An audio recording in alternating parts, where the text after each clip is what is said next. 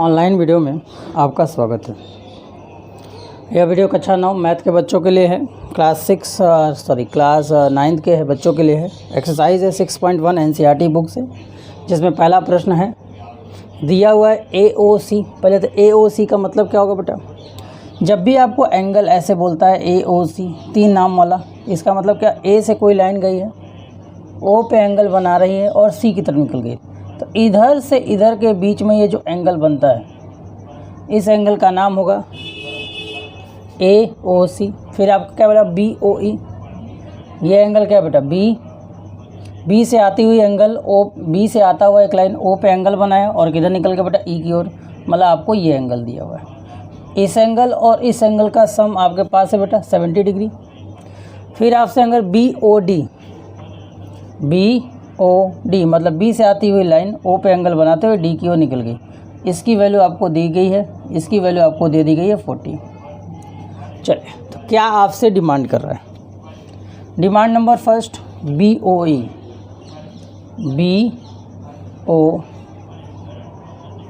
आपसे डिमांड कर रहा है कि हमको BOE बताइए कि BOE है कितना। देखिए, आपको जो दिया हुआ है, ध्यान समझिएगा, सॉरी BOE नहीं BOD है, सॉरी बेटा, ये BOD है। आपसे डिमांड कर रहा है BOD तो दिया हुआ है, सॉरी BOE है, ठीक है। आपसे डिमांड कर रहा है BOE, मतलब आपके पास AOC और इसका सम है, लेकिन आपके पास BOE नहीं है। और प्रतिवर्ती मतलब COE एंगल कहाँ है बेटा? COE मतलब COE अगर ये एंगल है तो प्रतिवर्ती एंगल उसके इधर की तरफ होता है। लास्ट वीडियो में हमने आपको बताया था। तो चलिए शुरू हो जाते हैं। तो कैसे ये निकलेगा? अब हमारा ये प्रश्न हमारे सामने आता है कि ये किस प्रकार से यह प्रश्न निकलेगा। देखिए ध्यान से, अगर आप कुछ देर के लिए भूल जाइए कि ये लाइन थी, कुछ देर के लिए भूल जाइए, तो ये कैसा बन रहा है? एक्स के जैसा बन रहा है, हाँ या ना? बन रहा है कि नहीं बन रहा है? तो इसका मतलब हो गया एंगल AOC। इस एंगल का नाम क्या बेटा? एंगल AOC इक्वल एंगल है किसके बेटा? BOD के। क्यों इक्वल है भाई? क्यों इक्वल है? आपको बताया था लास्ट वीडियो में, वर्टिकली अपोजिट एंगल। तो इसका मतलब एंगल AOC की वैल्यू भी कितनी होगी बेटा? 40 डिग्री। ध्यान समझो, तो एंगल AOC अपने पास आ गया बेटा 40 डिग्री, ठीक। अब अपने पास क्या है बेटा? अब अपने पास दिया हुआ है कि angle AOC plus angle BOE plus angle AOC plus angle BOE की वैल्यू है अपने पास बेटा 70 डिग्री। AOC की वैल्यू देखो हम निकाल चुके हैं, कितना निकाले हुए हैं? 40, तो यहाँ रख दो 40। और ये क्या होगा बेटा? Angle BOE is equal to 70। अब ये 40 उधर जाएगा कि माइनस हो जाएगा? तो माइनस होगा, मतलब BOE is equal to 70 minus 40। तो एंगल BOE की वैल्यू कितनी हो जाएगी बेटा? 30 डिग्री, ठीक। चलो नोट करो, एक पार्ट पूरा हुआ। अब हमें एंगल COE, अब हमसे ये डिमांड कर रहे हैं बेटा एंगल COE। ध्यान सुनो, COE बोलता तो हम ये एंगल निकाल लेते, लेकिन वो COE पे कौन सा पूछ रहा है? ये बाहर का सब रहा एंगल। तो इसके लिए क्या करना होगा बेटा? अगर बाहर का सारा एंगल बोल रहा है तो इसका अगर एंगल हमको पता चल जाएगा, तो बाहर का एंगल क्या होता है? पूरे एंगल का सम 360 होता है। तो अगर हमको ये मिल जाए, मान लो ये मिल जाए, तो हम क्या करेंगे? 360 में से x को घटा देंगे, हमें प्रतिवर्ती एंगल मिल जाएगा, ठीक है। चलिए, तो सबसे पहले हमें इस एंगल को निकालना है। इस एंगल का नाम क्या? पहले इस एंगल को निकालेंगे तभी हम प्रतिवर्ती एंगल COE निकाल पाएंगे, ठीक है। तो पहले हमें इस एंगल को निकालना। इस एंगल आप देखिए, AB क्या है बेटा? एक सीधी रेखा है। AB आपको क्या दिख रहा है? एक सीधी रेखा दिख रहा है। जब यह एक सीधी रेखा है तो इसका मतलब इस पे ये तीनों का सम क्या होगा बेटा? 180 होगा। तो देखो angle AOC plus angle COE plus angle BOE बराबर 180 डिग्री। अब देखो बेटा, AOC की वैल्यू 40 है अपने पास है, BOE की वैल्यू अपने पास 30 है। नहीं भी होता तो इन दोनों का ऐड दिया हुआ था, हम डायरेक्ट भी लिख सकते थे। तो ये आपका हो गया बेटा 40 और इधर एंगल COE हमको निकालना है, और ये प्लस हो गया बेटा 30 बराबर 180। ठीक, 30 और 40 कितना हो जाएगा 70। एंगल COE प्लस 70 डिग्री बराबर 180 डिग्री। उधर जाके माइनस हो जाए तो एंगल COE बराबर कितना हो जाएगा बेटा 70 माइनस करोगे तो 110 आ जाएगा। देखो बेटा ये COE निकला, लेकिन हमसे डिमांड क्या कर रहा है, प्रतिवर्ती। हमसे डिमांड क्या कर रहा है बेटा, प्रतिवर्ती। हमने अभी जो एंगल निकाला है वो COE के अंदर का है, लेकिन हमसे डिमांड क्या कर रहा है बेटा, प्रतिवर्ती डिमांड कर रहा है।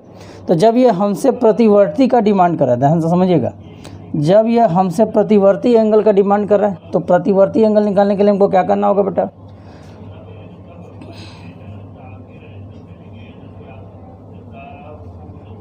निकालने के लिए हमने भी क्या बताया, 360 में से माइनस कर देंगे किसको, एंगल COE को। तो कितना हो जाएगा 360 माइनस 110 कितना आ गया बेटा 0.5 0.5 और ये 250। ठीक है, चलिए इसे नोट कर लीजिए।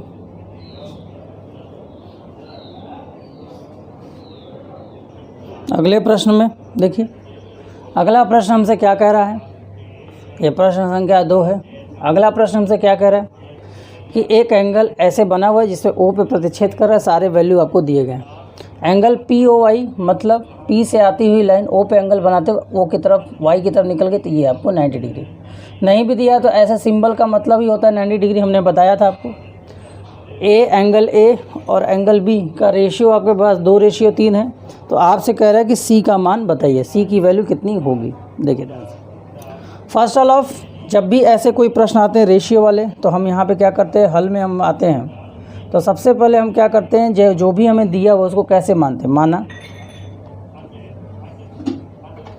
A बराबर 2x, जो रेशियो दिया उसके हिसाब से मानिए।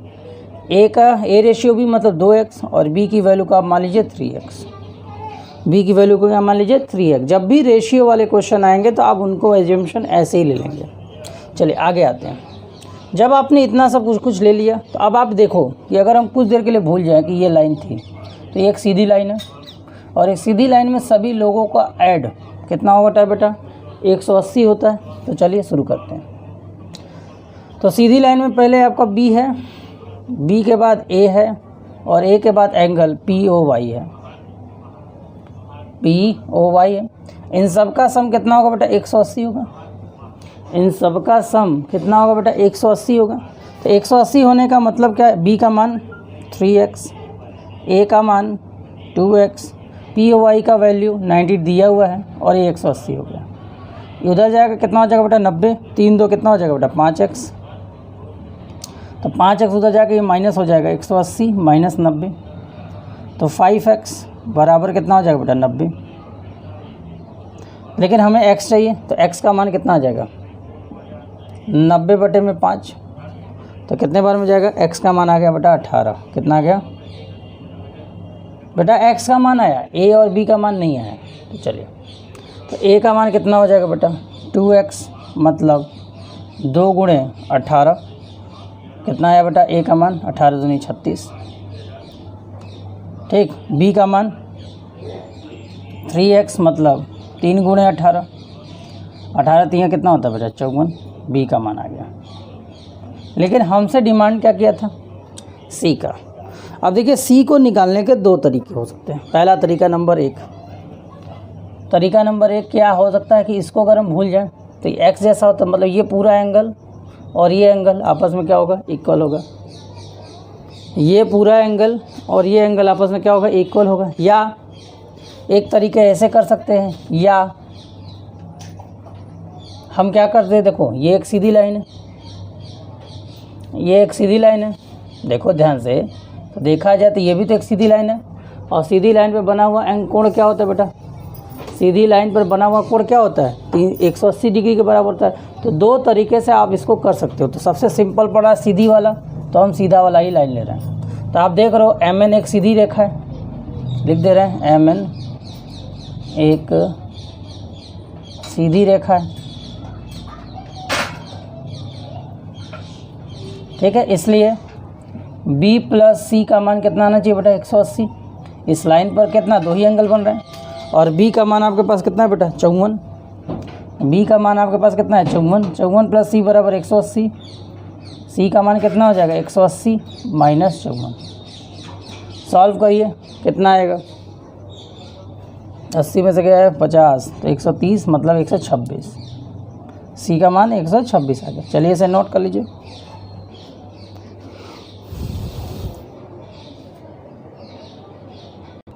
चलिए आते हैं अगले प्रश्न पर, प्रश्न संख्या 3, जिसमें दिया हुआ है कि एंगल पी क्यू आर मतलब पी से आती हुई लाइन क्यू पे एंगल बनाते हुए आर की ओर निकल गई।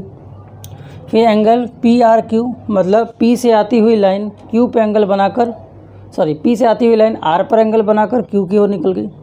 अब आपसे कह रहा है कि अगर ऐसा है तो सिद्ध कीजिए कि ये और ये आपस में क्या है बेटा बराबर है।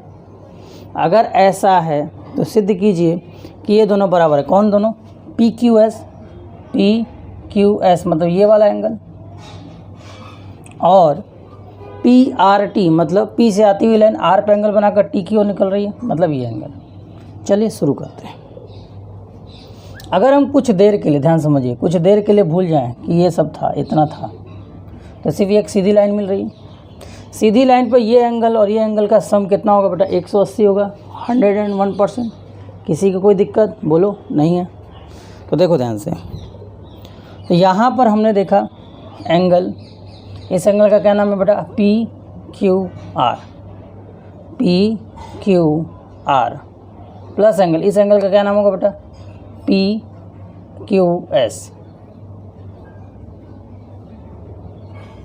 बराबर 180। ठीक है बेटा,